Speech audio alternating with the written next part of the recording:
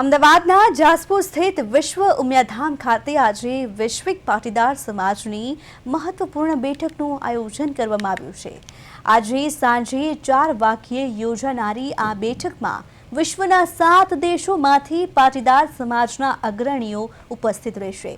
બેઠકમાં લંડનના હેરો શહેરના મેયર અંજના પટેલ ખાસ હાજરી આપશે। સાથે સાથે અમેરિકાના ઉમિયાધામ શિકાગોના પ્રમુખ, બ્રિટનના કેપી સેન્ટરના સેક્રેટરી તેમજ ઉમિયાધામના ન્યૂ જર્સીના પ્રમુખ પણ બેઠકમાં જોડાશે।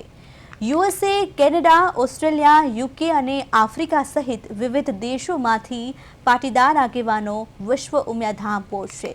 આ બેઠક વિશ્વ ઉમિયાધામના પ્રમુખ આરપી પટેલના અધ્યક્ષ સ્થાને યોજાશે। આ પ્રસંગે એનઆરઆઈ પાટીદારો માટે સ્નેહ મિલન કાર્યક્રમનું પણ આયોજન કરવામાં આવ્યું છે। મિત્રો નમસ્કાર। આજે 10મી જાન્યુઆરી 2026 વિશ્વ ઉમિયાધામ કે જ્યાં વિશ્વનું સૌથી ઊંચામાં ઊંચા મંદિરનું નિર્માણ સનાતન ધર્મના પ્રતીક રૂપે બની રહ્યું છે। આ જ ધામમાં વિશ્વભરના એનઆરઆઈ મિત્રોનું સ્નેહ મિલન છે। આ સ્નેહ મિલનમાં 7 જેટલા દેશોના દરેક સમાજના એનઆરઆઈ મિત્રો ઉપસ્થિત રહેવાના છે।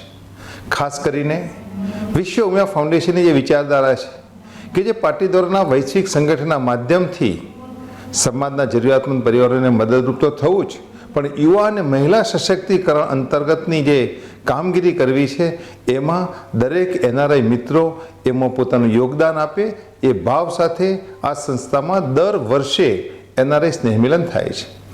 આ વખતે ખાસ કરીને આ સ્નેહમિલનની અંદર તાજેતરમાં જ વિશ્વ ઉમિયા ફાઉન્ડેશને ભારતના ગૃહમંત્રી શ્રી અમિતભાઈ શાહના નેતૃત્વમાં અને એમના વરદ હસ્તે વીએફ બિઝનેસ નેટવર્ક એપ્લિકેશનનું જે લોન્ચિંગ કર્યું, એ બિઝનેસ નેટવર્ક એપ્લિકેશનમાં જે કંઈ ફીચર્સ છે એ ફીચરનો મહત્તમ ઉપયોગ વિશ્વભરના યુવાનો કરે, બિઝનેસના માધ્યમથી જોડાય, એકબીજા સાથે નેટવર્કથી જોડાય, નેટવર્થ ક્રિએટ કરે અને પરસ્પર જોડાણ કરીને સનાતન ધર્મનો વધુમાં વધુ પ્રચાર કરે એવો ભાવ આ સ્નેહ મિલનના કાર્યક્રમમાં રાખેલો છે।